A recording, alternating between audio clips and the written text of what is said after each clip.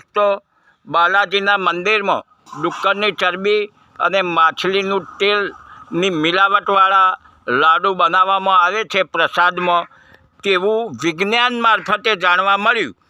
પરંતુ પેલો ધીરેન્દ્ર શાસ્ત્રી છે ને, બહુ પરચીઓ કાઢીને બધાના ભાગ્ય બતાવે છે, કોણ શું કરે છે, તો તેને કેમ ખબર ન પડી? તેને કેમ એક પરચી ન કાઢી? અને દોસ્તો, બ્રાહ્મણો જે બાળક જન્મે છે તે મરે છે ત્યાં સુધી એની જન્મોત્રી કાઢી નાખે છે અને જોશ જોવે છે કે ક્યારે શું થશે.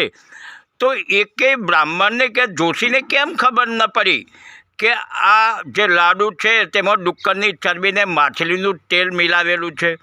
અને દોસ્તો, જે મંદિરનું જ્યારે પ્રાણ પ્રતિષ્ઠા થઈ રામજી મંદિરની અયોધ્યામાં, ત્યારે 8,000 તો મોટા મોટા મહેમાનો બોલાવેલા હતા અને તેમાં પણ આ જ લાડુ પ્રસાદ તરીકે ગયા હતા અને તે જ લાડુ પીરસવામાં આવ્યા હતા.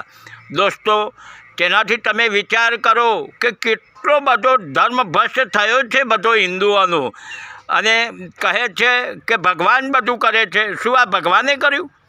ભગવાન બાલાજીને પણ ખબર ન પડી, અને બાલાજીને ખબર ન પડી તો કંઈ નહીં, પણ કોઈ દેવીએ ન કહ્યું, બીજા કોઈ ભગવાને નહીં કહ્યું, કોઈને કંઈ ખબર ન પડી. છેવટે વિજ્ઞાનને ખબર પડી. તેના પરથી દોસ્તો એક વસ્તુ સાબિત થાય છે કે ભણો ગણો અને આગળ વધો. જે છે તે બધું ભણતરમાં જ છે, વિજ્ઞાનમાં છે. વિજ્ઞાન જ બધું કરે છે. કોઈ ભગવાન કંઈ કરતા નથી, તેમને કંઈ ખબર પડતી નથી અને કોઈ જાણ પણ એ કરતા નથી ને કોઈનું ભલું પણ કરી શકતા નથી.